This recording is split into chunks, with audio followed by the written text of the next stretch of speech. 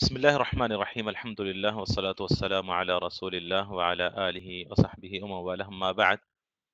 أعوذ بالله السميع العليم من الشيطان الرجيم من همزه ونفخه ونفسه. بسم الله الرحمن الرحيم. رب اشرح لي صدري ويسر لي أمري واحلل عقدة من لساني يفقه قولي. سبحانك لا علم لنا إلا ما علمتنا إنك أنت العليم الحكيم. اللهم لا سهل إلا ما جعلته سهلا وأنت تجعل الحزن إذا شئت سهلا.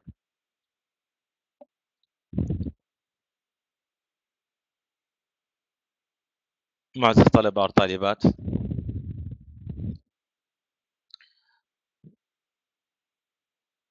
المستوى الرابع کے تفسیر کے حصے میں آپ تمام کا استقبال ہے۔ درس شروع کرنے سے پہلے ہم سب اللہ تعالیٰ سے دعا کرتے ہیں کہ اللہ رب العالمین اس کے کلام کو پڑھنا، سمجھنا، عمل کرنا، بلکہ اس کے تمام حقوق کو ادا کرنا ہم سب کے لیے آسان فرما دے۔ جیسا کہ آپ کو بتایا گیا تھا کہ انشاءاللہ المستوی الرابع میں ہم لوگ یعنی چوتھے لیول میں ہم لوگ انشاءاللہ سورۃ المرسلات سے سورۃ المزمل تک پڑھیں گے۔ سورۃ المزمل سے ہم شروع کرتے ہیں اور سورۃ المرسلات کی طرف چلتے ہیں انشاءاللہ۔ ویسے آج کا پہلا دن ہے، اسی لیے بہت ہی کم آیتیں بلکہ صرف 9 آیتیں میں نے منتخب کی ہیں، یا 9 آیتوں کو میں نے اختیار کیا ہے، کیونکہ واقعی کسی نے لکھا کہ آج شیخ ہم سب کو سب سے ملانا چاہتے ہیں یا ملاقات کروانا چاہتے ہیں، تو یہ بھی ایک مقصد تھا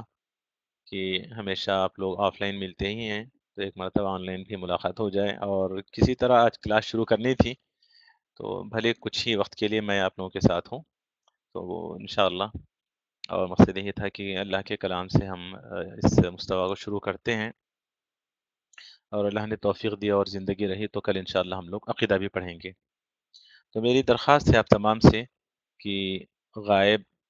ہونے کی بالکل بھی کوشش نہ کریں، ضرور حاضر رہیں اس کلاس میں۔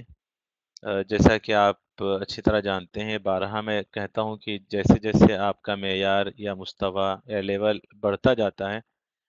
چیزیں بھی بڑھتی جاتی ہیں اور باتیں بھی کچھ اسی معیار کی ہوتی ہیں، اور مواد بھی آپ کا سلیبس بھی بڑھتا جاتا ہے۔ تو ایسی صورت میں زیادہ بنسبت پچھلے لیول کے آنے والے اور حالیہ اور آنے والے لیول میں آپ سب کو زیادہ چوکنا رہنا ہے، زیادہ بیدار اور ہوشیار رہنا ہے۔ اور جی،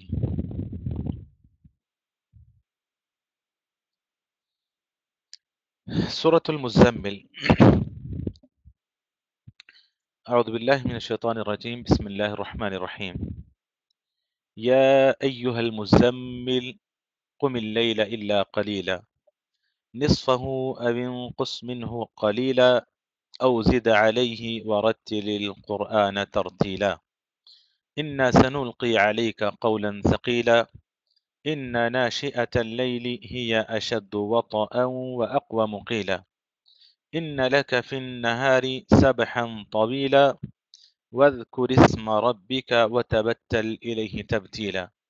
رب المشرق والمغرب لا إله إلا هو فاتخذه وكيلا۔ ترجمہ سماعت فرمائیے گا۔ ویسے اردو ترجمہ اہم ضرور ہے، لیکن اس سے زیادہ آپ سب جانتی ہیں کہ عربی میں شرح الکلمات اور عربی میں الفوائد یعنی ما یستفاد من الآیات یہ زیادہ اہم ہوتے ہیں۔ ترجمہ ماشاءاللہ آپ میں سے اکثریت ایسی ہے جو ترجمے میں مہارت رکھتی ہیں، اچھی مہارت رکھتے ہیں اور رکھتی بھی ہیں۔ پھر بھی جیسا کہ ہم جانتے ہیں کہ ترجمہ قرآن کا لفظ بلفظ ہم کر ہی نہیں سکتے، قرآن کی ترجمانی ہی کرتے ہیں اور کوشش کرتے ہیں کرنے کی، ورنہ اللہ رب العالمین کا کلام کیا ہم اس کا ترجمہ کر سکتے ہیں اپنی زبان میں۔ انشاءاللہ ایک وقت آئے گا کہ آپ لوگوں کو اس کی ضرورت نہیں پڑے گی، آپ سب عربی ہی میں قرآن کو، حدیث کو انشاءاللہ سمجھیں گے۔ یا ایہا المزمل، اے مزمل،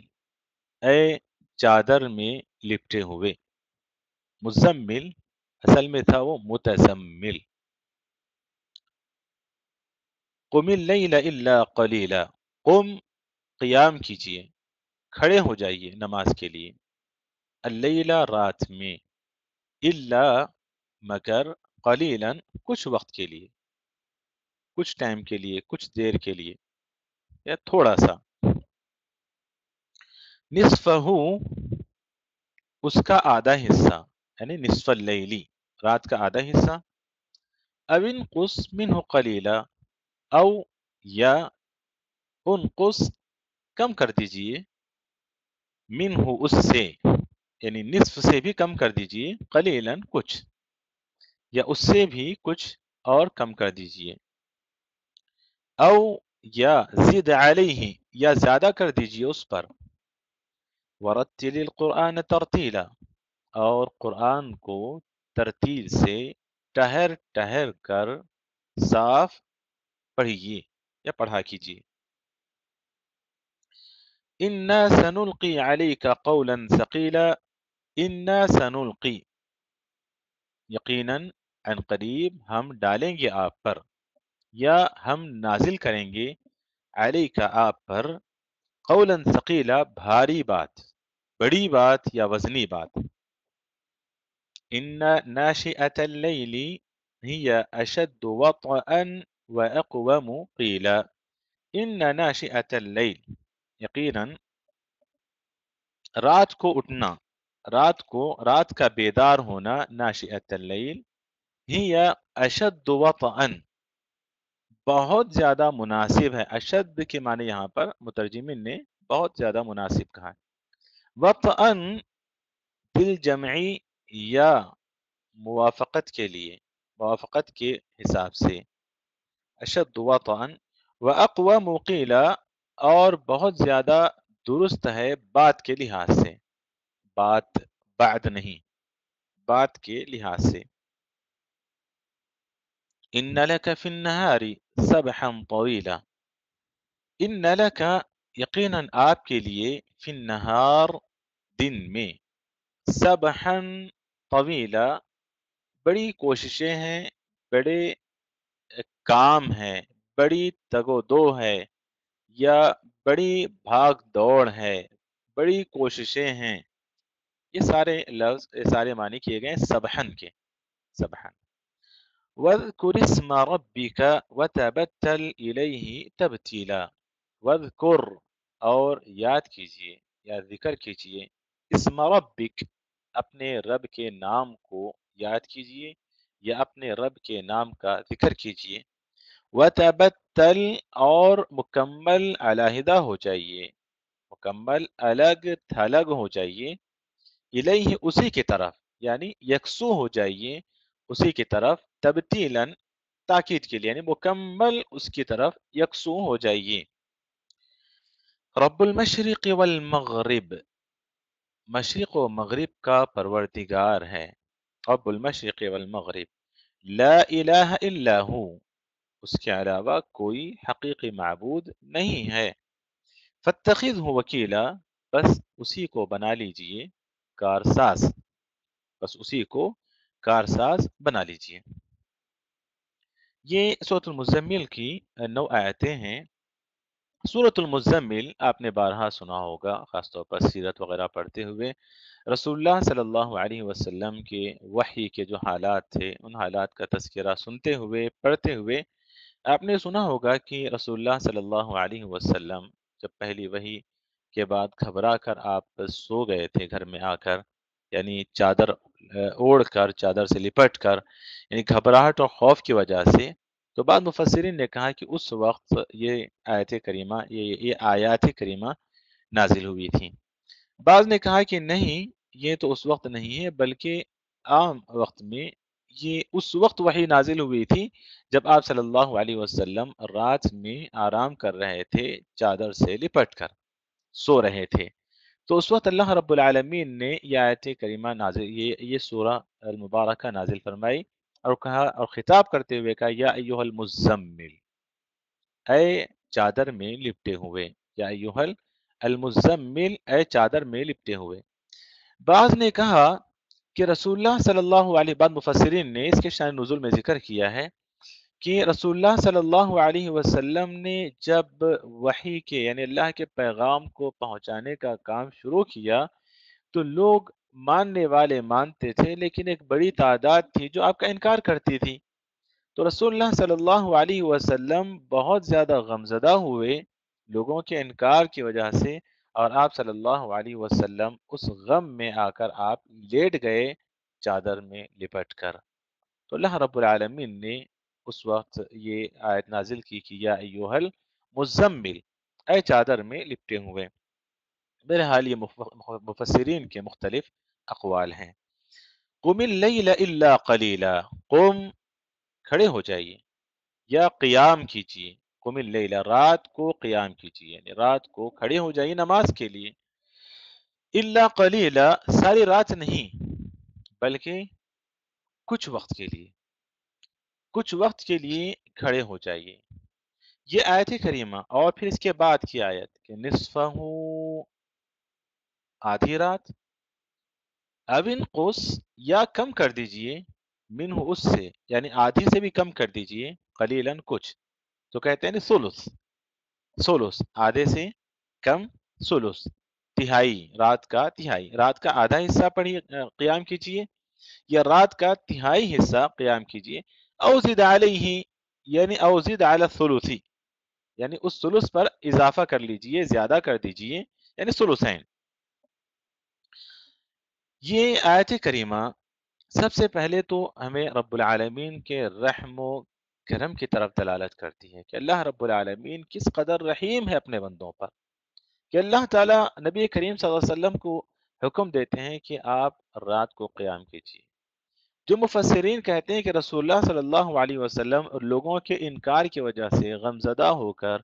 گھر میں آ کر چادر میں لپٹ کر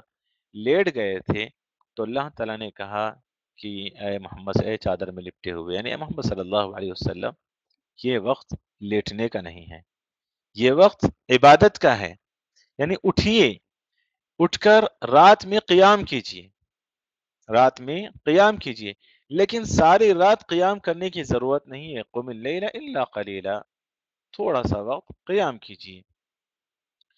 نصفہ او انقص آدھی رات یا پھر اس سے بھی کم یا تھوڑا سا اس سے زیادہ کر لیجیے۔ تو ایک تو یہ آیت کریمہ دلالت کرتی ہے کہ اللہ رب العالمین کس قدر رحیم ہے اپنے بندوں پر، اور پھر دوسری بات یہ کہ دعوت کے میدان میں رات کا قیام بہت بڑا ہتھیار ہے۔ دعوت کے میدان میں اللہ رب العالمین کا پیغام ہم دوسروں تک، اللہ کے بندوں تک پہنچانا چاہتے ہیں، تو رات کا قیام یہ بہت بڑا ہتھیار ہے۔ رسول اللہ صلی اللہ علیہ وسلم، اگر ہم مفسرین کے اس قول کو مانتے ہیں، لیتے ہیں کہ آپ غمزدہ ہو کر چادر میں لپٹ کر لیٹے ہوئے تھے، تو اللہ نے کہا کہ اٹھیں اور اس ہتھیار کو لے لیں، قم اللیل الا قلیلا۔ تو رات کا قیام دعات کے لیے ایک بہت ہی عظیم ہتھیار ہے، جہاں جو اللہ تعالیٰ نے رسول اللہ صلی اللہ علیہ وسلم کو حکم دیا۔ مفسرین کہتے ہیں کہ رسول اللہ صلی اللہ علیہ وسلم پر یہ آیت کریمہ نازل ہونے کے بعد ہی آپ پر تہجد یعنی رات کا قیام واجب ہو گیا تھا۔ رسول اللہ صلی اللہ علیہ وسلم کے لیے رات کا قیام واجب تھا، تہجد واجب تھا، پر اسی آیت کی روشنی میں قم اللیل الا قلیلا نصفہ او انقص منہ قلیلا او زد علیہ ورتل القرآن ترتیلا۔ دوسرا ہتھیار بتایا اللہ تعالیٰ نے دعات کے لیے، وہ ہے قرآن کریم۔ قرآن کریم یعنی رات کا قیام دعوت و تبلیغ کے میدان میں بہت عظیم ہتھیار ہے، اور پھر دوسرا ہتھیار دعات کے لیے ضروری ہے کہ وہ قرآن کریم کو تھامیں۔ قرآن کریم کو کیسے؟ ایسے نہیں لے کر پھرنا اور گھومنا ہے، یہ نہیں بس اس کو تلاوت کریں، وَرَتِّلِ الْقُرْآنَ تَرْتِيلًا، یہ نہیں کہا اقرأوا القرآن، قرآن پڑھ لو نہیں کہا اللہ تعالیٰ، رتل، رتل کہا اللہ تعالیٰ نے، ٹہر ٹہر کر قرآن پڑھو، آرام آرام سے قرآن پڑھو، صاف صاف پڑھو۔ مفسرین کہتے ہیں کہ وَرَتِّلِ الْقُرْآنَ تَرْتِيلًا، جو انسان قرآن کو ترتیل سے پڑھتا ہے، کیا اللہ نے اس لیے حکم دیا ترتیل سے پڑھنے کا کہ ترتیل سے پڑھنے والا قرآن کو سمجھتا ہے۔ ترتیل سے جو انسان ٹہر ٹہر کر پڑھتا ہے، مقصد یہاں پر قرآن کو سمجھنا ہے، قرآن میں تدبر کرنا ہے، قرآن میں غور و فکر کرنا ہے، تو اس کا اللہ نے حکم دیا کہ وَرَتِّلِ الْقُرْآنَ تَرْتِيلًا۔ رسول اللہ صلی اللہ علیہ وسلم قرآن ٹہر ٹہر کر پڑھتے تھے، اور آپ نے اپنی امت کو بھی قرآن ٹہر ٹہر کر پڑھنے کا حکم دیا کہ اقرأوا القرآن کما انزل، قرآن جیسے نازل ہو ویسے پڑھیں۔ یہ نہیں کہ ایک رات میں قرآن ختم ہو رہا ہے، 2 رات میں قرآن ختم کر رہے ہیں، شبینہ کے نام سے، شبینہ کے نام سے قرآن ختم کر رہے ہیں، مقابلہ کر کے قرآن ختم کیا جا رہا ہے۔ یہ ساری چیزیں خرافات ہیں، غلط طریقہ ہے، بلکہ بدعات میں سے ہے، جو لوگ عموماً رمضان میں یہ بدعاتیں کرتے ہیں۔ بلکہ بعض تو کہتے ہیں کہ ہمارے اسلاف نے ایک ہی رات میں قرآن پڑھا، اور بعض نے واقعہ سناتے ہوئے کہا، حضرت علی رضی اللہ عنہ کی طرف منسوب کرتے ہوئے کہ حضرت علی رضی اللہ عنہ گھوڑے پر سوار ہوتے تو ایک پیر آپ کا گھوڑے کے ایک طرف ہوتا اور دوسرا پیر ڈالنے سے پہلے وہ قرآن ختم کر لیتے تھے۔ اللہ اکبر، کتنا بڑا جھوٹ ہے! جبکہ یہاں اللہ تعالیٰ نے کہا وَرَتِّلِ الْقُرْآنَ ترتیلا۔ رسول اللہ صلی اللہ علیہ وسلم سے صحابی نے سوال کیا تھا، اللہ کے رسول میں قرآن پڑھنا چاہتا ہوں، کتنے دن میں ختم کروں؟ کہا 1 مہینے میں، اس سے جلدی 15 دن میں، اس سے جلدی میں ختم کر 1 ہفتے میں، کہا اس سے جلدی میں ختم کر سکتا ہوں، کہا 3 دن میں، کہا اللہ کے رسول میں اس سے جلدی ختم کر سکتا ہوں، کہا اگر تم نے اس سے جلدی ختم کیا تو قرآن کو تم نے نہیں پڑھا، مطلب تم نے قرآن کو نہیں سمجھا۔ تو وَرَتِّلِ الْقُرْآنَ تَرْتِيلًا، قرآن ٹہر ٹہر کر پڑھنا ہے، یعنی قرآن میں غور و فکر اور تدبر کرتے ہوئے پڑھنا ہے۔ اسی لیے حضرت عمر رضی اللہ عنہ کہتے ہیں کہ ہم جب قرآن پڑھتے تھے تو جب ہم قرآن کی 10 آیتیں پڑھتے اور 10 آیتوں کو سمجھ نہ لیتے اور اس پر عمل نہ کر لیتے، ہم 11ویں آیت نہیں پڑھتے تھے، ہم آگے نہیں بڑھتے تھے۔ یہ طریقہ کار تھا صحابہ اکرام کا بھی قرآن کریم کی تلاوت کا۔ ہماری طرح وہ قرآن کو ایسے ختم نہیں کرتے تھے، بنا سمجھے، بنا غور و فکر اور بنا تدبر کیے ہوئے۔ اس کے بعد اللہ رب العالمین نے فرمایا کہ اِنَّا سَنُلْقِي عَلَيْكَ قَوْلًا ثَقِيلًا، کہ عنقریب ہم آپ پر نازل کرنے والے ہیں بھاری بات، یا ہم ڈالنے والے ہیں آپ پر عنقریب بڑی بات۔ دیکھیے عموماً رات میں تہجد پڑھنا، رات کو اٹھ کر قیام کرنا، طبعی طور پر یا فطری طور پر ہر انسان کے لیے اس میں مشقت ہے نا؟ ہر انسان کے لیے رات میں قیام کرنا مشقت والی بات ہے۔ تو اللہ رب العالمین نے الگ سے ایک جملہ ذکر کیا کہ یہ تو مشقت آپ پر ڈال دی گئی ہے کہ آپ کو رات میں اٹھ کر قیام کرنا ہی ہے، قرآن پڑھنا ہی، لیکن اس سے بڑی مشقت ہم آپ پر قرآن نازل کریں گے۔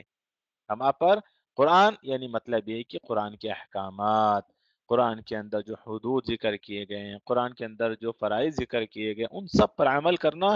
یہ اس سے بڑی بات ہے، اس سے زیادہ بوجھ والی بات ہے یہ۔ اِنَّا سَنُلْقِي عَلَيْكَ قَوْلًا ثَقِيلًا۔ اس کے بعد اللہ تعالیٰ نے کہا إِنَّ نَاشِئَةَ اللَّيْلِ هِيَ أَشَدُّ وَطْئًا، رات میں اٹھنا، رات میں کھڑے ہونا یا رات میں بیدار ہونا، مطلب قیام کے لیے، یہ اشد، خود اللہ تعالیٰ نے یہاں ذکر کیا، لیکن اس کا فائدہ ذکر کیا کہ رات میں انسان جو قیام کرتا ہے، رات میں انسان جو قرآن پڑھتا ہے، قرآن کی تلاوت کرتا ہے، کہ اشد وطئن، دل جمعی کے لیے بہت مناسب ہے۔ کیا مطلب ہے اس کا؟ وطئن کے متعلق مفسرین کہتے ہیں کہ ان ناشئۃ اللیل ہی اشد وطئا واقوم قیلا، یعنی وطئن سے مراد بالکل مطابق، انسان جب رات میں تنہا ہو کر اللہ کی طرف یکسو ہو کر قرآن کی تلاوت کرتا ہے یا نماز میں قرآن پڑھتا ہے، تو آپ کو خود تجربہ ہوگا، ماشاءاللہ آپ سب اس کا اہتمام کرتے ہوں گے، کہ جب انسان یکسو ہو کر تنہا ہو کر قرآن پڑھتا ہے اور نماز پڑھتا ہے، اس میں قرآن پڑھتا ہے، تو پھر زبان و دل مطابق یا موافق ہوتے چلے جاتے ہیں، یا دل و دماغ حاضر رہتا ہے، دل حاضر رہتا ہے، دماغ حاضر رہتا ہے، تو اشد وطئن۔ کہ دل جمعی مطلب دل و دماغ موافق ہوتے ہیں، سمجھنے میں آسانی ہوتی ہے، دل پر اثر آسانی سے کرتا ہے کلام اللہ۔ اس کی بنسبت آپ دیکھیں دن میں اگر کوئی بندہ قرآن پڑھتا ہے یا نماز پڑھتا ہے، دن کے اندر ایک شور، ہنگامہ اور مشغولیات، لوگوں کی آوازیں اور مختلف مصروفیات، یہ ساری چیزیں انسان زبان تو مطلب قرآن تو پڑھ رہا ہوتا ہے لیکن اس کا دل و دماغ کہیں اور ہوتا ہے، اور جبکہ قرآن نصیحت ہے اس بندے کے لیے جس کا دل و دماغ حاضر ہو، ان فی ذلک لذکری لمن کان له قلب او القى السمع وهو شہید۔ ضروری ہے دل و دماغ کا حاضر رہنا قرآن کریم کو سمجھنے کے لیے، تو اس لیے اللہ نے کہا کہ ان ناشئۃ اللیل، رات کو بیدار ہونا، رات کو اٹھنا اور رات میں قیام کرنا، رات میں تلاوت کلام پاک کرنا، یہ اس سے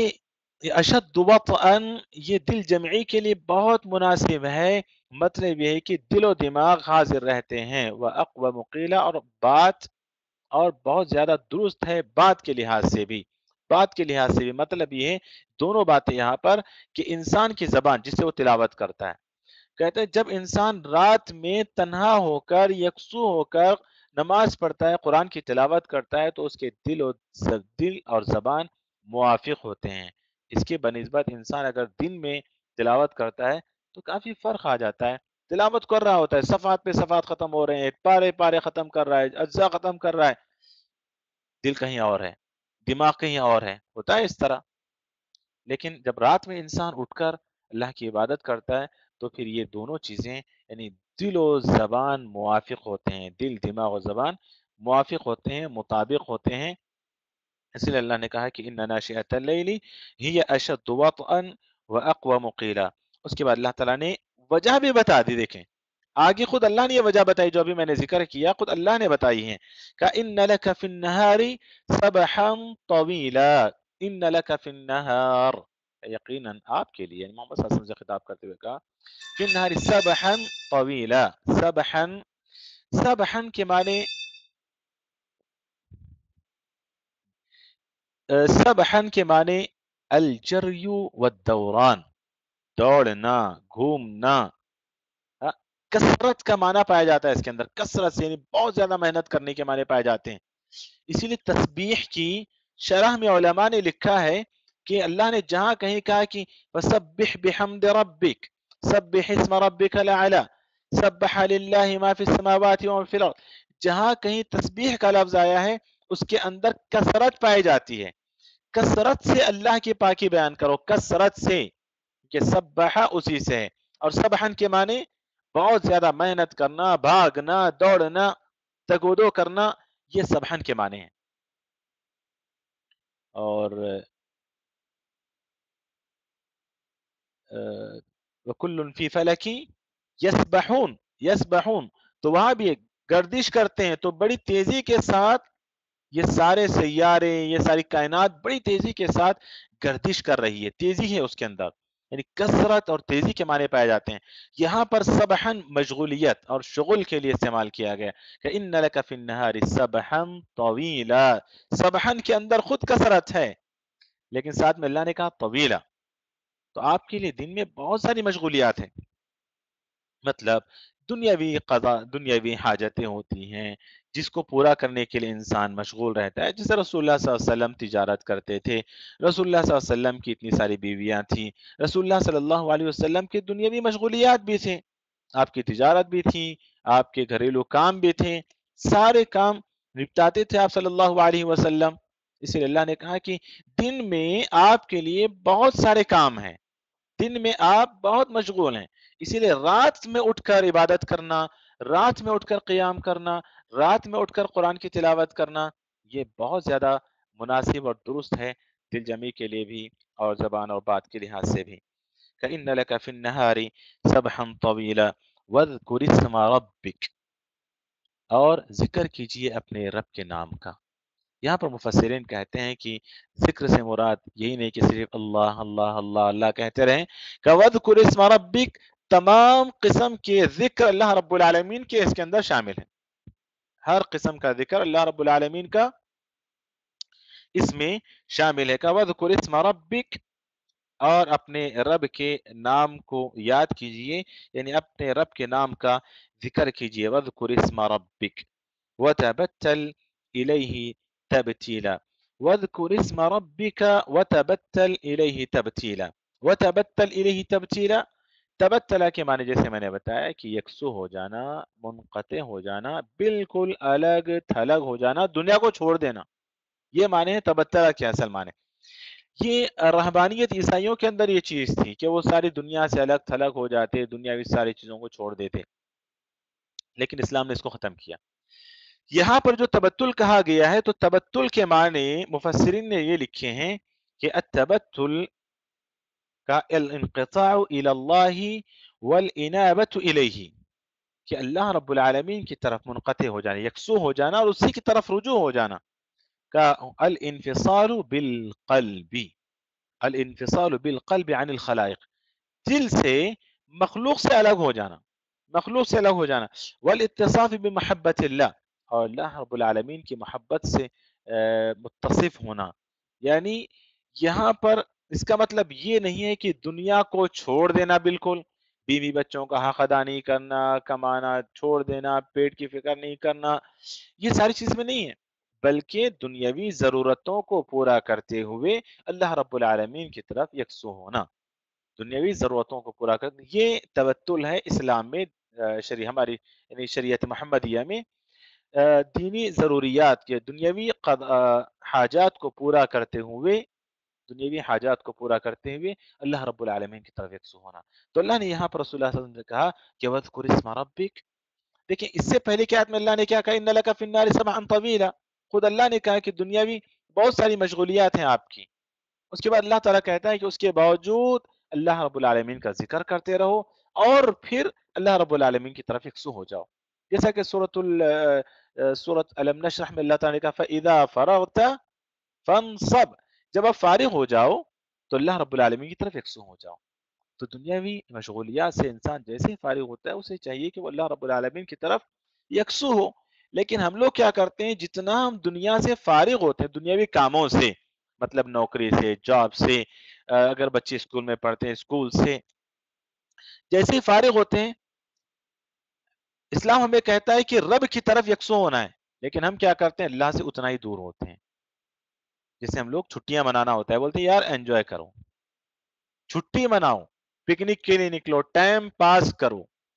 تو جیسے ہم دنیاوی ضروریات سے فارغ ہوتے ہیں ہمیں چاہیے کہ ہم اللہ کی طرف یکسو ہوں۔ یہ اسلامی تصور، یہ چھٹی کا، فراغت کا، فارغ اوقات میں کیا کرنا چاہیے ہمیں، اسلام ہمیں کہتا ہے کہ رب کی طرف رجوع ہونا ہے، نہ کہ رب سے دور ہونا ہے۔ اسی لیے عید کا موقع ہے، دیکھیں آپ عید کے دنوں میں اللہ نے کیا کیا، ایک نماز کا اضافہ کر دیا، ایک نماز یعنی بندہ چھٹی میں رب سے زیادہ قریب ہو، رب کی عبادت زیادہ کرے، یہ اسلام میں چھٹی کا اور فرصت کے اوقات کا تصور ہے کہ فَإِذَا فَرَغْتَ فَانصَبْ، تو یہاں پر اللہ تعالیٰ نے کہا کہ وَتَبَتَّلْ إِلَيْهِ تَبْتِيلًا، اور اسی کی طرف مکمل یکسو ہو جاؤ۔ رب المشرقی، یعنی ہر اس ذریعے کو استعمال کرو جو تمہیں رب سے قریب کرتا ہے، یعنی ہر اس وسیلہ کو اپناؤ جو تمہیں رب سے قریب کرتا ہے، یہ ہے وَتَبَتَّلْ إِلَيْهِ تبتیلا۔ اس کے بعد اللہ تعالیٰ کہتے ہیں رب المشرقی والمغربی لا الہ الا هو فاتخذه وکیلا، مشرق و مغرب کا پروردگار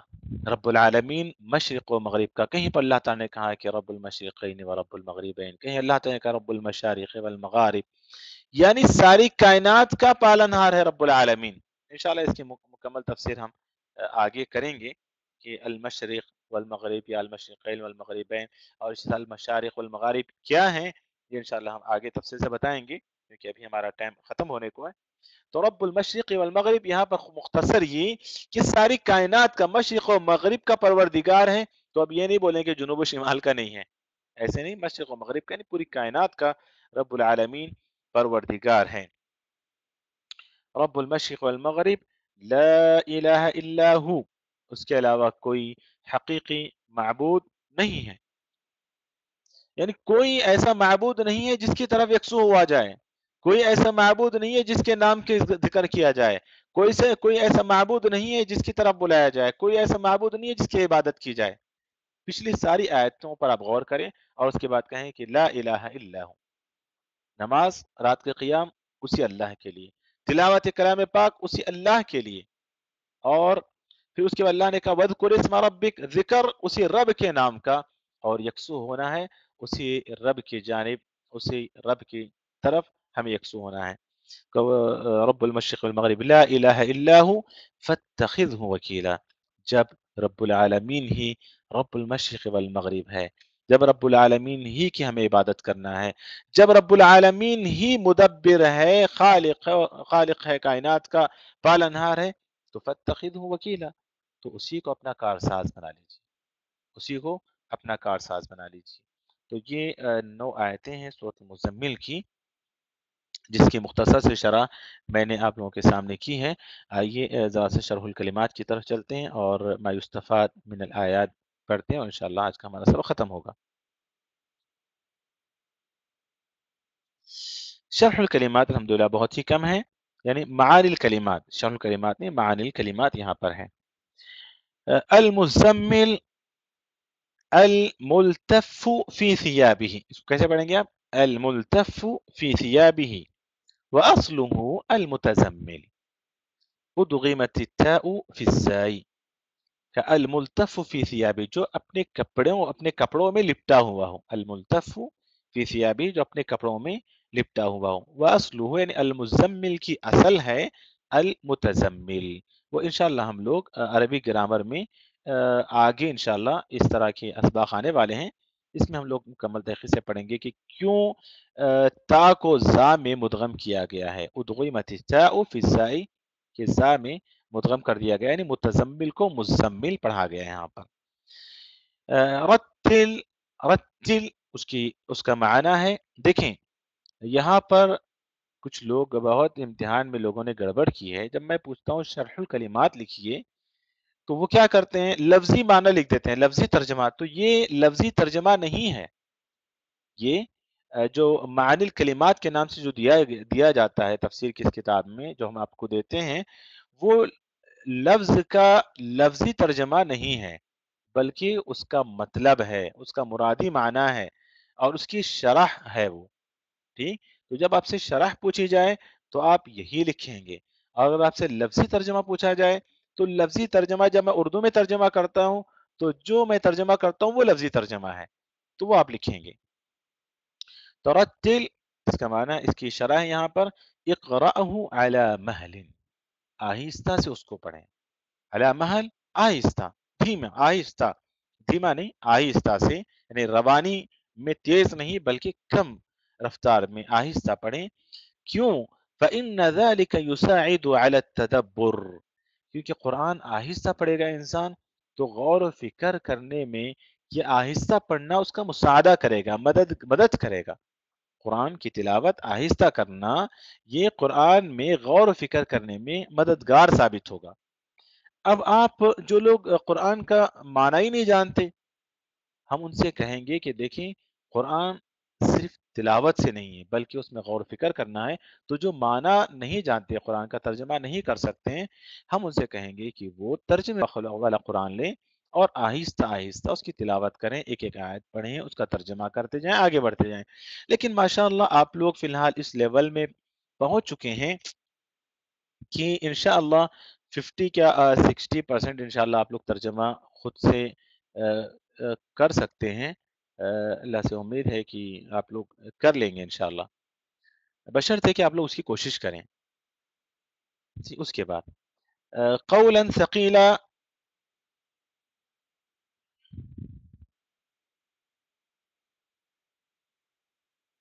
جی،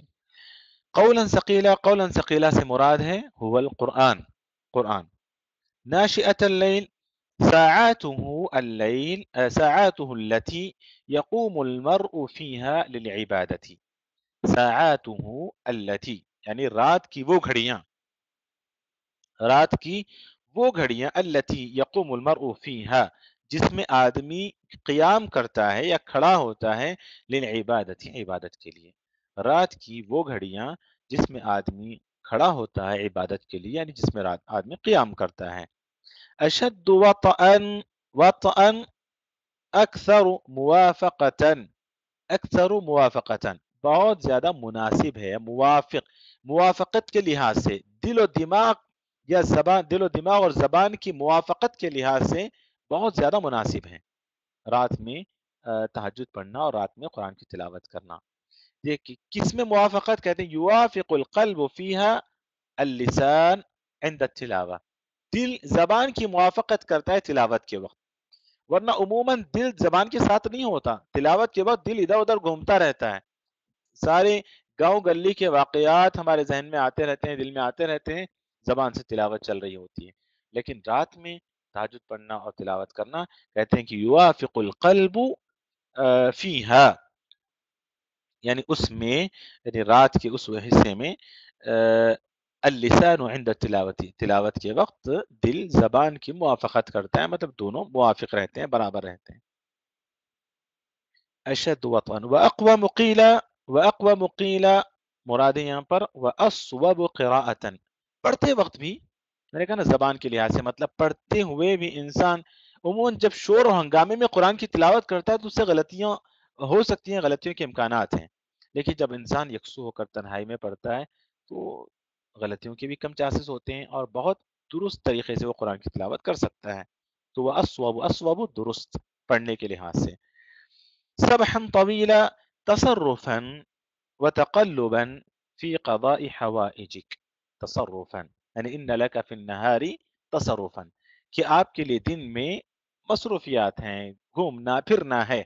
تصرفا و تقلبا، گھومنا پھرنا ہے، فی قضاء حوائجک، اپنی ضروریات کے پورا کرنے میں، اپنی ضروریات کے پورا کرنے میں گھومنا پھرنا ہے آپ کے لیے صبح میں. یہ اللہ تعالیٰ کا تصرفا و تقلبا، گھومنا پھرنا یعنی پلٹنا لوٹنا گھومنا سب معنی اس کے ہیں. تبتل، التبتل، تبتل کے کیا معنی ہیں؟ الانقطاع، کٹ جانا، والتفرغ، فارغ ہو جانا، یکسو ہو جانا، للعبادت، عبادت کے لیے. الانقطاع کٹ جانا اور فارغ ہو جانا عبادت کے لیے. ما يستفاد من الآيات، وجه الله سبحانه، أولا وجه الله سبحانه وتعالى رسول الله صلى الله عليه وسلم إلى القيام ليلا بالعبادة وترتيل القرآن لتحمل مشاق الدعوة إلى الله. دیکھیں یہاں یہی بات بتائی گئی کہ اللہ رب العالمین نے متوجہ کیا، یا اللہ رب العالمین نے حکم دیا بھی کہہ سکتے ہیں آپ، وجہ سبحانہ وتعالی، کس کا حکم دیا؟ الی القیام لیلا، رات میں قیام کرنے کا حکم دیا، بالعبادتی، رات میں قیام کرنے کا، رات میں عبادت کرنے کا حکم دیا. القیام بالعبادتی، عبادت کرنے کا حکم دیا. وترتیل القرآن، اور قرآن ٹہر ٹہر کر پڑھنے کا حکم دیا. کیوں؟ یہ پڑھنے سے فائدہ کیا ہوگا؟ لتحمل مشاق دعوت اللہ، دعوت کے راستے میں، اللہ کی طرف بلانے کی راہ میں جو مشقتیں، جو تکلیفیں آتی ہیں، اس کو برداشت کرنے کی طاقت آ جاتی ہے. تو دعات جو تہجد کا اہتمام کرتے ہیں اور جو قرآن کی تلاوت کا اہتمام کرتے ہیں، ان میں دعوتی میدان کی مشقتوں کو برداشت کرنے کی طاقت آ جاتی ہے، وہ سنبھال لیتے ہیں، ان میں وہ تحمل آ جاتا ہے. اور پھر میرے استاد جو دائیوں کے استاد ہیں، اللہ انہیں صحت دے، ان کی عمر لمبی فرمائے، وہ کہتے ہیں کہ جب بھی دعوت کے کام کے لیے نکلو تہجد پڑھ کے نکلو، کبھی ناکامی نہیں ہوگی، کبھی ناکامی نہیں ہوگی. کتنے بڑے سے بڑے سرکش غیر مسلم سے آپ ٹکرا سکتے ہیں اور وہ ناکام ہو جائے گا آپ کے سامنے. اس کے لیے انہوں نے اپنی زندگی کی کافی سارے مثالیں دی کہ جب بھی ہم دعوت کے لیے نکلتے، تہجد پڑھ کے نکلتے، اور کیسے کیسے الٹے پلٹے لوگ سوالات کرتے ہیں پھنسانے کے لیے، گھمانے کے لیے، لیکن اللہ تعالیٰ ایسی مدد کرتا ہے اس وقت کہ ہم سوچ بھی نہیں سکتے، حالانکہ اس کا علم ہمارے پاس ہوتا نہیں ہے، لیکن ہماری زبان پر وہ جواب آ جاتا ہے اور ہم دے دیتے ہیں اور سامنے والے کی زبان گنگ ہو جاتی ہے. تو یہ تجربہ بھی بتاتا ہے، اور پھر خود اللہ رب العالمین کا حکم ہے، اور ماشاءاللہ جنہوں نے عمل کیا، خود رسول اللہ صلی اللہ علیہ وسلم کی زندگی ہمارے سامنے ہے. تو کہتے ہیں کہ جو رات میں تہجد پڑھتے ہیں، قرآن کی تلاوت کرتے ہیں، وہ دعوتی میدان کی مشقتوں کو برداشت کرنے کی صلاحیت ان میں ہوتی ہے، وہ برداشت کر لیتے ہیں۔ ثانیاً القرآن الکریم مبناہ لیس ثقیلا، قرآن کریم اس کی اصل وزن نہیں ہے، ثقیل یعنی بھاری نہیں ہے، مبنا اس کی اصل بھاری نہیں ہے، فہو میسر للذکر، وہ تو بہت ہی آسان کر دیا گیا ہے یاد کرنے کے لیے یا پڑھنے کے لیے۔ ذکر سے مراد یہاں پر یاد کرنا، پڑھنا، نصیحت حاصل کرنا سب ہے اس کے اندر۔ وَلَقَدْ يَسَّرْنَا الْقُرْآنَ لِلذِّكْرِ میں مفسرین نے ذکر کیا ہے، امام سعدی رحمۃ اللہ علیہ نے بھی ذکر کیا ہے کہ حفظ کرنا، نصیحت حاصل کرنا، پڑھنا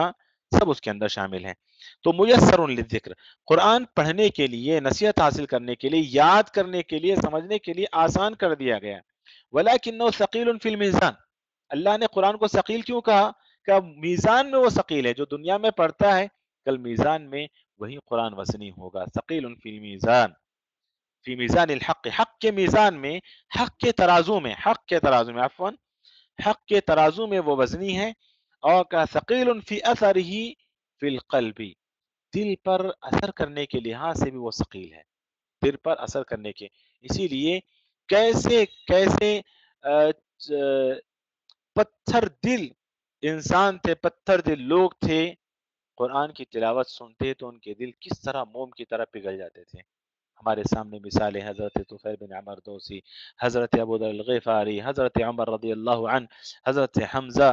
ایسے بڑے بڑے، حتیٰ کہ کچھ کفار جو پگھل تو گئے لیکن ان کو توفیق نہیں ہوئی، اسلام انہوں نے قبول نہیں کیا، لیکن پگھل گئے، اللہ کے رسول صلی اللہ علیہ وسلم کے سامنے آئے تھے کچھ پیش کرنے کے لیے، ڈرانے دھمکانے کے لیے، لیکن قرآن سن کر پگھل جاتے ہیں اور وہ ناکام لوٹ جاتے ہیں۔ تو قرآن اس لحاظ سے ثقیل ہے کہ پتھر سے پتھر دل انسان پر بھی وہ اثر کرتا ہے، قرآن کی تاثیر ہے۔ جیسا کہ اللہ تعالیٰ نے کہا لو انزلنا هذا القرآن على جبل لرأيته، اگر ہم قرآن کو نازل کرتے پہاڑ پر تو تم دیکھتے ہو اس کو خاشعا، کانپتے ہوئے، ڈرتے ہوئے، متصدعا، پارا پارا ہوتے ہوئے، من خشیت اللہ، اللہ کے ڈر سے، اللہ کے ڈر سے۔ پہاڑ جیسے ایک کس قدر بڑی مخلوق ہے پہاڑ اللہ رب العالمین کی، اتنی بڑی اور سخت اور ٹھوس چیز کی مثال دیتے ہوئے اللہ نے کہا کہ اگر اس قرآن کو ہم اس پہاڑ پر بھی نازل کر دیں تو اس کو بھی آپ ریزہ ریزہ ہوتے ہوئے دیکھتے اللہ کے خوف سے۔ اس لحاظ سے یہ قرآن ثقیل ہے۔ ثالثا ساعات اللیل اکثر مواطأة بین القلب واللسان، رات کی گھڑیاں، رات کے اوقات زیادہ موافقت کے لحاظ سے زیادہ بہتر ہیں دل و زبان کے درمیان، دل و زبان کے درمیان موافقت کے لحاظ سے زیادہ مناسب ہیں، اکثر مواطأة بین القلب واللسان فہی افضل فی العبادہ، رات کی گھڑیاں بہت زیادہ افضل ہیں عبادت کے لیے بھی، من ساعت النہار، دن کے گھڑیوں کے مقابلے میں، من ساعت النہار، دن کے گھڑیوں کے مقابلے میں، التي ينقلب فيها المرء، جس میں کہ آدمی دوڑ بھاگ کرتا ہے، ینقلب دوڑ بھاگ کرنا، لوٹنا پلٹنا نہیں، یہاں پہ دوڑ بھاگ کرتا ہے آدمی، سعین وراء الرزق، رزق کے پیچھے آدمی دوڑ بھاگ کرتا ہے دن میں، اسی لیے دن کے گھڑیوں کے مقابلے میں رات کی گھڑیاں، رات کے اوقات عبادت کے لیے زیادہ مناسب ہیں، اور پھر دل و زبان کے درمیان موافقت کے لحاظ سے بھی بہت زیادہ مناسب ہیں۔ رابعا التوکل علی اللہ وحدہ جزء ہام من عقیدۃ التوحید، جیسا کہ اللہ تعالیٰ نے کہا کہ وَتَبَتَّلْ إِلَيْهِ فَاتَّخِذْهُ وَكِيلًا، فَاتَّخِذْهُ وَكِيلًا، کہ اللہ ہی کو اپنا کارساز بنا لیں، یعنی اللہ ہی پہ بھروسہ کریں۔ کیوں؟ اللہ ہی پر بھروسہ کرنا یہ عقید توحید کا بہت ہی اہم حصہ ہے۔ فَاتَّخِذْهُ وَكِيلًا، اس آیت کی سے مستفاد یہ بات ہے۔ تو بہرحال یہاں ہم رکتے ہیں، اللہ تعالیٰ سے دعا کرتے ہیں کہ اللہ رب العالمین جو کچھ ہم نے پڑھا ہے، سنا ہے، عمل کرنے کی توفیق عطا فرمائے، اور پھر کلام اللہ کے حقوق کو ادا کرنا ہم سب کے لیے آسان فرما دے، آمین۔ وصلی اللہ وسلم وبارک علی نبینا محمد وعلی آلہ وصحبہ اجمعین والحمد للہ رب العالمین۔ اگر کسی کے پاس کوئی سوال ہو تو وہ سوال کر سکتے ہیں۔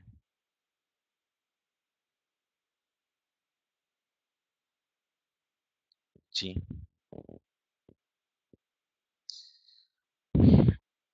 کوئی سوال نہیں ہے ماشاء اللہ. ٹھیک ہے تو پھر ہم چھٹی کرتے ہیں.